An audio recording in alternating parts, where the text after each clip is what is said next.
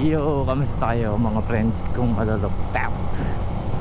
Good morning, good afternoon at good evening kung anong oras ka man nanonood. Sana'y nasa mabuting kalagayan kayo ngayong mga oras na ito. May kulisap tayo sa kamay. May kasama tayo sa biyahe mga friends. Meron tayong kasamang bag. So ngayong araw is ang ruta natin is Pakalatagan tayo ulit kasi Sabado at umuwi ulit ang aking fiancé. Tayo ay mamamasyal lang muna ulit dito sa western bahagi ng District 1 ng Batangas. Circuit concept, kulay green, sino kaya yun? So, ano bang pwede natin pag-usapan ngayong araw? Pag-usapan natin is mga upgrade sa motor. Yan ang gustong gusto ko. So, bibigyan ko lang kayo ng konting briefing or parang pinaka tips ganun sa pag-upgrade ng motor.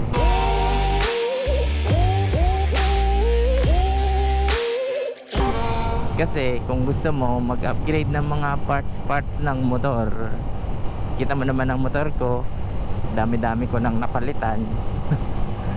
Halos kakaunti na lang yung stock, mga inner na lang yung stock dito sa motor ko.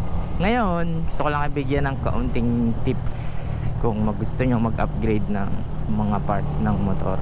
Unang-una, kung hindi ka pa nakakasimula o wala ka pa napapalitan sa motor mo, huwag mo nang subukan. Huwag mo nang subukan kasi nakaka-addict tong larangan na to mga friends. Talagang maa-addict ka dito pag napaumpisa ka ng palit dyan sa motor mo. Kahit anong pyesa ang pinalitan mo, sunod-sunod na yan mga friends.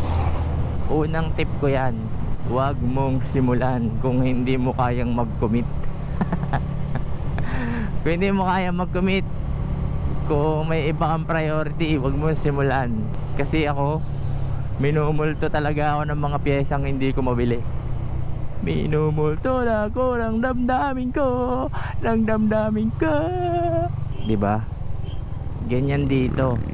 Pagka nag-upgrade ka na isang beses, siguraduhin mo may pambili ka ng susunod na pyesa. Madugo dito mga friends. Ang mga pyesa ng sniper hindi bumababa ng 3,000 mga friends. Yung mga yung mga talagang end game na parts hindi bababa ng 3,000 o 5,000, laging ganon. Ako nagumpisa ako step grill at saka bag. Yan, dyan nagumpisa yung upgrade ko. At kung sa sniper din ang motor nyo, yun din malamang sa malamang ang kauna-unahan yung kailangang i-upgrade sa sniper kasi wala siyang compart. Yan, unang tip ko sa inyo, kung sniper ang motor nyo, yun ang kauna-unahan yung upgrade. At yun naman is talagang kailangan mo at mapapakinabangan mo talaga.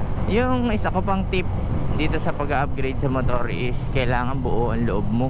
Kailangan talagang pagka may naisip ka, gusto mo talaga, kailangan buo ang loob mo sa pag-upgrade. Kasi wala nang atrasan yan. Pag nabili mo na, dumating na sa inyo at hindi mo gusto, mababawasan na ang market value niyan. Pag binenta mo, mas mura na yan dapat. Kasi kahit siya sabihin nating brand new, basta't yan ay nabili mo na sa tindahan, bababa na ang value niyan. Hindi na yan kasing mahal ng pagbili mo. Kaya dapat kapag may bibilin kang pyesa, dapat buo ang loob mo. Dapat yun at pinag-isipan mo maigi. Kung gagaya sa akin, meron akong naka-stock na 2 kadena dun sa sa bahay, which is mapapakinabangan ko din naman pagdating ng panahon. Pero sayang din yung perang binili ko kasi hindi ko siya magagamit ng agad-agad diba? Kung tutuusin, masarap naman talaga yung mag-upgrade ng motor kasi ma-appreciate mo din siya kapag ka yung itsura ng motor mo is yung goal mo talaga na itsura. Tapos pinaghirapan mo talaga yung pagbili ng pyesa, pinagtrabahuan mo, tapos tititigan mo yung motor mo, diba? Sarap. Tsaka plus na lang yung parang bonus na lang kapag na-appreciate ng ibang tao yung build mo, diba? Pa nga yung sunod kong tip sa inyo mga friends, pag gusto nyo mag-upgrade ng motor is mag-research muna kayo Hindi yung pag nakita nyo sa, kunyari, nakita nyo na scroll kayo sa TikTok, nakita nyo na magandang pyesa, tapos may nakita kayo sa Lazada, magandang pyesa, o kaya may nakita kayo sa Facebook, magandang pyesa, check out agad, check out. Wag po ganun. Kailangan i-research nyo muna, tingnan nyo muna yung mga reviews, tingnan nyo muna kung sa mga group, tanong nyo muna kung maganda ba to, ganyan, plug and play ba to, ganyan, okay ba yung performance nito, mga ganyan tanong. Mag-research muna kayo mga friends, kasi pag yan ay dumating sa bahay nyo at hindi mo nagustuhan, magsisisi ka talaga. Tapos yung mga ganyang pyesa ay yung mga mga 3,000 mapataas, mga ganon, talagang mapapakamot ka sa ulo, magsisisi ka na ganyan yung binili mo tapos di ka nag-research, 'di ba? Maraming ganyang senaryo sa pag-upgrade, tapos ang antimano mai-stock laang din sa inyong bahay, 'di ba? Lalo na yung mga yung mga universal na parts. Yung mga universal na parts minsan hindi yan hindi yan plug and play. Dapat magre-research ka talaga. Kunyari dito sa YouTube, pupunta ka, maghahanap ka ng mga nag-install ng ganun, tapos yung mga review nila papanoorin mo, parang mga ganun bang bagay.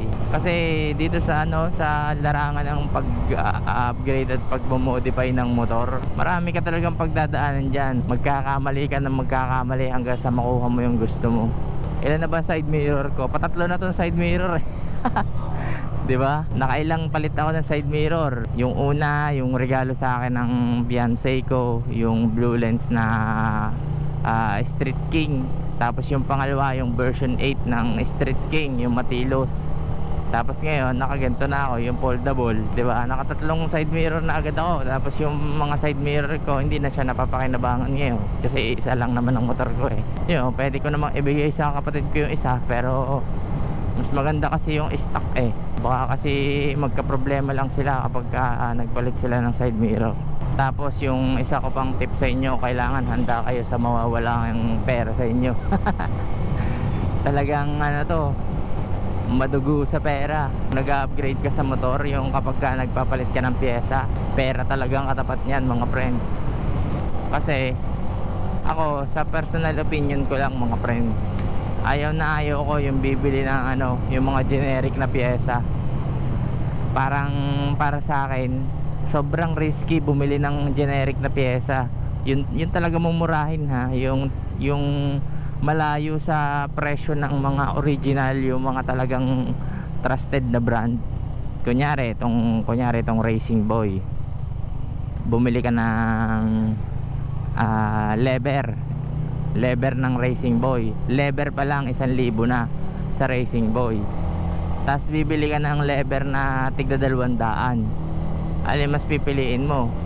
Kung nagtitipid ka, yung tigda 200, di ba? Tapos pagdating ng ilang araw, putol na agad yung mga clutch cable mo, ganoon. Sira na agad. Di palit ka na naman. Bibili ka uli. Tapos after ilang buwan, sira uli. Padalawang palit, 400 na. Hanggang sa hanggang sa makalimang palit ka, tapos nasira ulit. O di parang 1,000 na rin mahigit yung gastos mo. Doon ka na sa matibay na pangmatagalan. Kaya dito, pagka nag-upgrade ka ng motor, hindi dapat maporma lang talaga. Kailangan maasahan mo din, reliable, ganun. Yun talagang magtatagal. Gaya ng mga kinabit ko dito. Ito, kailan ko ba ito pinalitan? Parang mga 5 months ago na o 3 months ago itong handle grip. Tapos yung lever ko halos mga 10 months na yata to. Yung dalawa kong lever, ano pa ba, itong step grill, matibay. Halos 2 taon na to. Kasi bago pa lang sniper ko, meron na yan. Tsaka kayo, pag mag-upgrade kayo, siguraduhin nyo yung napupusuan nyo talaga yung upgrade. Hindi yung yung suhol lang sa inyo ng barkada, ganyan, ng mga tropa, ganan. Huwag yung ganon. Kasi baka sa suhol lang ng tropa, hindi nyo naman pala gusto yung itsura, hindi nyo pala gusto yung performance, di ba? So dapat kapag mag-upgrade ka sa motor, yung gusto mo talaga, yung gusto mo itsura, Yung gusto mo yung forma, yung gusto mo yung performance, para wala kang pagsisisihan. Kung may masisisi ka man, sarili mo lang, di ba? Kasi baka sabihin, oh, suggestion mo to kasama naman pala, nag-away pa kayo. Bigaan na kasama ka loob mo dun sa tropa mo. Tsaka kung ano talaga mga friends, kung ipang daily nyo lang ang motor nyo, huwag nyo nang i-upgrade. Kasi ang motor natin, pag nilabas yan ng kasa, nakabuild talaga yan parang pang daily. Ganoon talaga yung purpose niya. Pero may mga motor din, gaya nitong Sniper, truck ready.